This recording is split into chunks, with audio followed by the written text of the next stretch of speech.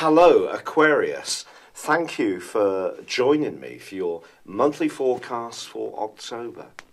If you think back to the last 2 months of last year, when Jupiter started to forge a really positive alliance to Saturn, your traditional ruler, knowledge or new ways of looking at life have probably become quite a theme, and that's possibly gone on for much of this year. That whole process is going to be coming up to the boil as this month begins, because Jupiter, along with the Sun and also Mercury, are in the sign of discovery in your situation, which is Libra, your sister air sign. And so broadening your horizons and travel, which of course Jupiter influences along with foreign affairs, can be something that's really whetting your appetite as the month begins. But of course Venus and Mars have spent a lot of the last few months making their way through the sign of Leo, which has had a profound impact on your relationships and how you've been thinking about them. Now, of course, recently they've been linking in the sign of Virgo, and that continues for the first third of this month. Venus in your 8th solar house, as it is in Virgo, is very much about passion. It's very sultry. Mars in this area is also about passion, but it's also about action, of course, whereas Venus is more sensory.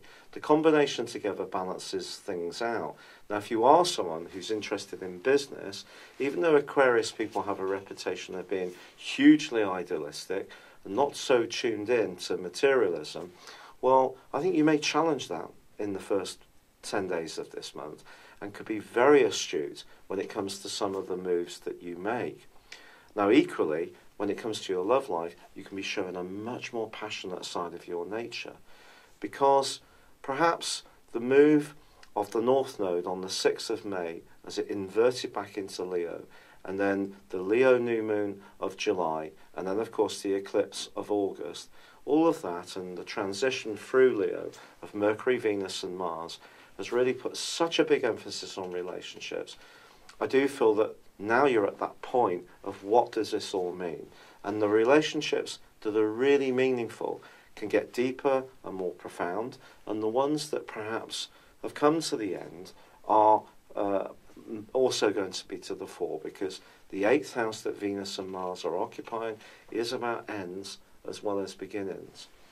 But we must look at all the things that happen in life in terms of deaths and new births as being a very positive process. It's just us shedding our skins and reimagining ourselves in a new way. And I think it's very exciting that perhaps the way you're interacting with the world at large is changing. Even if you're perfectly satisfied in a current romantic tie, there may be other relationships or other interactions that are sparkling in different ways for you. And that's going to be really amped up from the 5th to the 13th this month.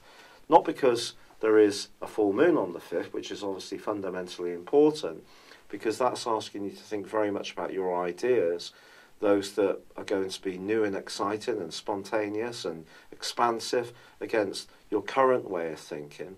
But I do think the Sun's conjunction with Mercury is just going to give you such a sense of excitement for broadening those horizons, and whether it's thinking about a new way of working, a new way of living, whether it's topics that are going to grip you as far as a personal interest, whether it's about travel or it is about even going long distances when it comes to new experiences, history, philosophy, higher education, all of these things can really be exciting you this month. Now on the 14th of this month, well, Venus moves into Libra as well, which is its home zone, and that natural part of you that really likes to know where you stand, but can be quite persistent in teasing out the truth of situations, well, that's going to be activated. But by the 17th, we have Mercury moving to the top of your horoscope, where it's going to be seeing you think very carefully about career, your role in life, and also about ambitions and talents. This is going to be followed on the 23rd by the Sun. Of course, on the 19th, we have the new moon, which is forging a link with your modern ruler of Uranus. And there's going to be an electric energy, providing a backdrop for the following month, which could see some scintillating changes coming into your situation. New tearing down any structures which have been within you that have resisted you living your life in such a vivid way as you could.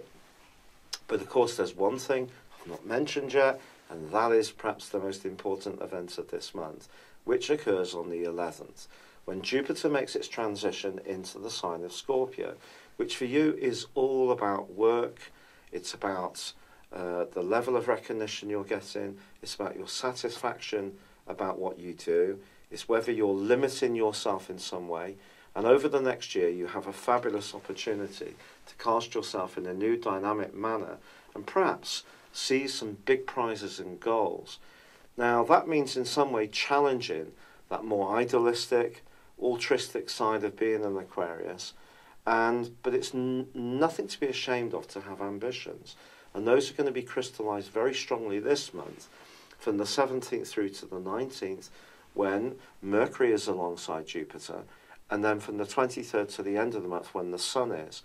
So if you are keen to make a move, and astrology is all about timing, and you want to seize an opportunity to push yourself forwards in front of key people, decision makers, then the last 10 days of this month can certainly be a fine time to go for it. The only thing you shouldn't do is be overconfident, because Jupiter can almost kid us into thinking that everything will work out well without so much effort on our parts. That can be a mistake. So you must put every ounce of effort into really showing people just how absolutely fabulously talented you are, and the fact that you're open to be flexible, you're open to change, you're open to approach things in a new way. And if you do this, I do think the opportunities are just going to come along on the horizon, one after the other, in a way which will absolutely thrill you. It's been a real pleasure being with you. Thank you for joining me. Good luck, and goodbye for now.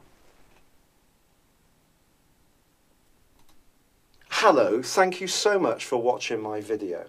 I'd love you to join me at my Horoscope Ace app. You can find this at www.horoscope-ace.com. You can use it through Android, iOS, Apple, or Facebook. Check out your ascendant or your moon sign, or download your free birth chart.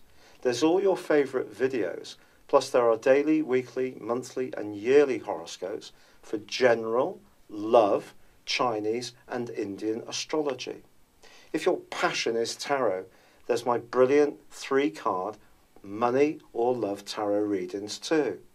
And it's all there at www.horoscope-ace.com. Thank you.